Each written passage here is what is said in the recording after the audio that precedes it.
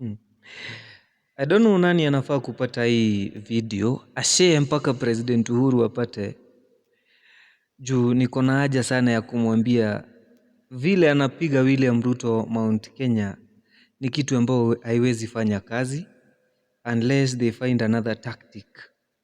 Because for President Uhuru to win Mount Kenya on matters why they should not elect William Ruto as their president, anawambia kwamba William Ruto alikataa BBI ambayo ilikuwa inaongeza pesa kwa kaunti yao.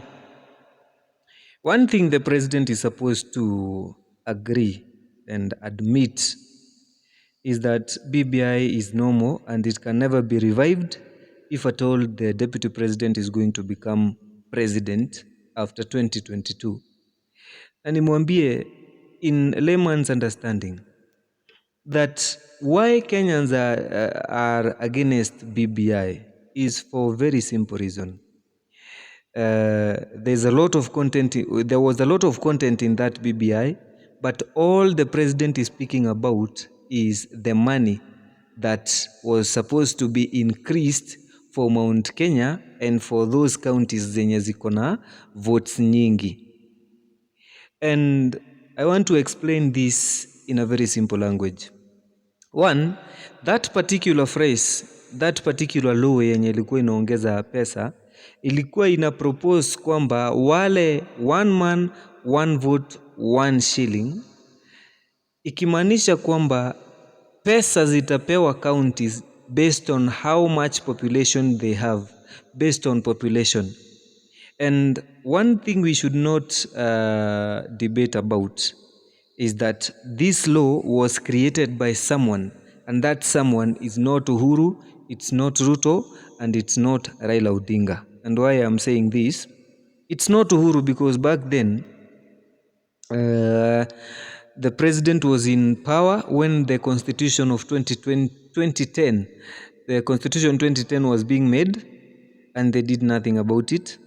The deputy president was then opposing that constitution in 2010. Alikuwa opposition, so there is no way he could be opposing a constitution yenye yeye alikuwa ametengeneza. The former prime minister Raila Odinga was there. He was actually the sponsor to the constitution in 2010. So if indeed Raila Odinga thought that it was wise for this county allocation to be done according to population, angeiweka huo wakati hivyo. But he did not after all. So for us to end this discussion and to be together, tukue pamoja vile tunafikiria na to agree ama tukose kuagree, then we should go to the content of that constitution and what the BBI was proposing. Now, before I continue, I would like to teach you some very small knowledge in law. That in law, there's something I keep repeating, that there is the letter of law and there is the spirit of law. In that particular chapter yenye ina deal na county allocation ya devolution, wale waliotengeneza hiyo sheria waliandika wakasema kwamba hizi pesa Mount Kenya wata receive, ama Kiambu County hata ikiwa na hiyo population yote ita receive this amount of money based on percentage, na ina explain. Alafu inaenda inasema Isiolo County na kina Garissa County zita receive this amount of money, ina explain. That is the letter. Now, what the president and Raila Odinga have a problem with is the letter that says Mount Kenya having that population ipate hizo pesa, na Isiolo ama Garissa ama any other county yenye inapata pesa kidogo ipate zile zenye inapata. They have a problem with that letter because the amount of money that was given to the Mount Kenyan counties is less than the amount of money that was given to the northeastern counties. Akina Isiolo na akina Garissa inaonekana wao wanapewa pesa nyingi. Now, the letter says that wao wanapokea nyingi na wao na wengine wanapokea kidogo. Raila and Uhuru completely, and those who proposing BBI wako na shida na hiyo. But the letter of constitution is not important. What is important in a constitution is the spirit of what is written in that constitution. There are two different things.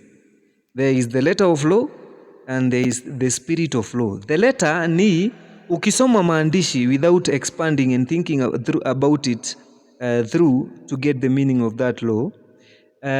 Ukisoma imeandikwaje, kama vile point 1 inasema vile inasema, point 2 inasema vile inasema. That is the letter of law.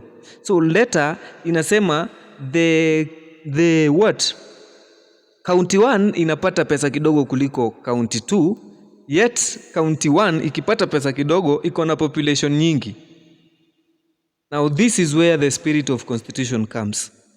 The spirit of law means what was in the mind of the person who created that law, what was in the mind of the institution ama of whoever was creating that law, what was he thinking about?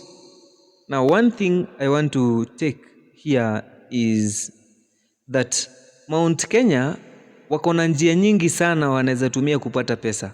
When it comes to agriculture, they have a lot of money agricultural wise. When it comes to business, these are business people.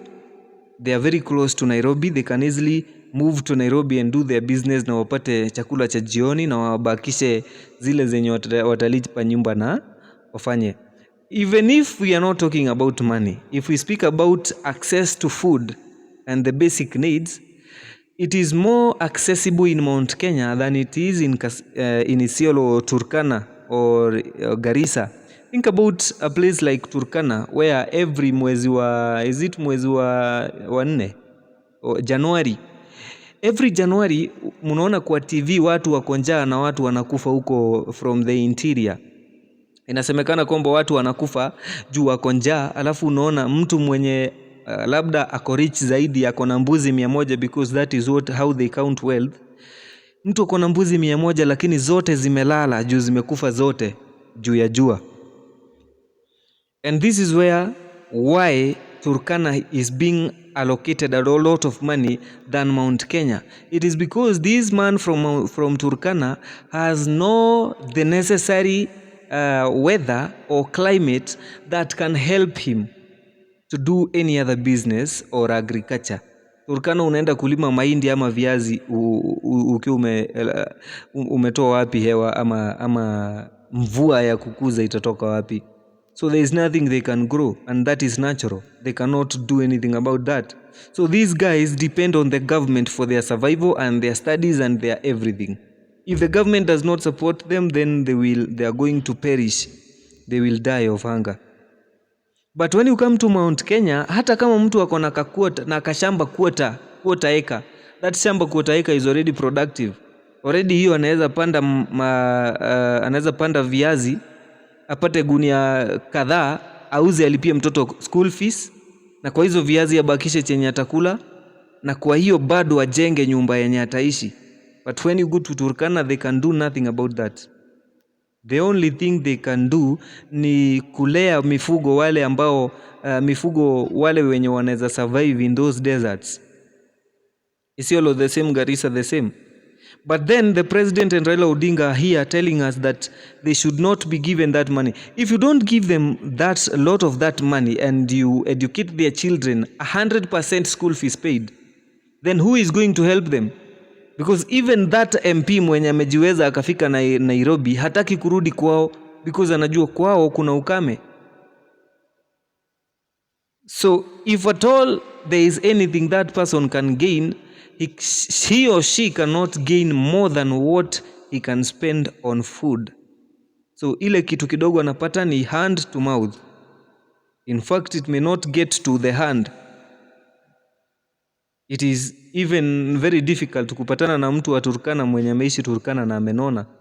But what is the reputation of people from Mount Kenya? Ni wanono. What is the reputation of hawa wenye Waluya? Ni wanono. Wako na nguvu. Wajaluo mko na samaki. hata simkose kulima, simko na samaki already, you can sell to the rest of the world. So Mr. President, the use of BBI to convince Mount Kenya that they are lost and they are supposed to vote for Raila Odinga so that BBI can come back is something I'm finding in darkness. And that one I'm explaining in very layman language, a language that even a standard 2 or a standard 4 child can understand. Kwa nini tupatie wale watu wa Mount Kenya pesa kidogo kuliko watu wa Turkana? It is because it is difficult to make a shilling in Turkana than it is to make in Mount Kenya. Hello? So this is something that we have already buried, and we should not come back to it. If we are coming back to it, then the government should tell us where they are going to get excess fund or any other fund so that they can inject and increase the amount of money in Mount Kenya without touching zile zenye wanasema ni kidogo, because the BBI proposes that we should get money from those counties zenye ziko mashina, zenye ziko from those deserts, and that money should be added to these counties zenye ziko rich kina Mount Kenya and kina Rift Valley. For your information, the Deputy President, and this is why I support the Deputy President on the issue of BBI not wanting it to pass, the Deputy President was one of the people who are gaining billions in terms of county allocation. His counties were to gain, but aliangalia akaona there is no way anaweza kubali waongezewe na wengine wanyang'anywe, yet hao wenye wananyang'anywa wana uwezo. I will give a last example for you to understand this. Suppose you are a parent, uko na watoto wawili na uko na shamba eka moja. Wao watoto wawili, mmoja wao amefanikiwa akaenda university na akapata kazi nzuri yenye analipwa pesa mzuri, akona uwezo wa kujijengea nyumba, kununua mahali pengine, na akona uwezo wa kulea familia yake. And then you have the second child who mnaishi na yeye, unampatia chakula wewe, anakula kwako na analala kwako. And then it's about your days to die. You're supposed to write a will on how these two kids should share hii shamba yako eka moja. And maybe huyu mwenye mnaishi na yeye umeona umpatie maybe nusu eka akae nayo hata ukiwa uhai akuwe akilima ndio aitegemee. And then another person, a third party comes, anakuambia that your children are all equal. Hakuna yule mwenye ako juu ya mwingine, wote ni watoto wako na lazima warithi. That as a parent unafaa kugawia hao watoto wawili mashamba yenye yanatoshana. So if it is 1 acre, wapate 1 acre, as in half an acre each, na mmoja anajiweza mwingine hajiwezi. Now the spirit of a man who doesn't want to think about the impact of the future of either of them atakwambia, because they are all your kids, you give them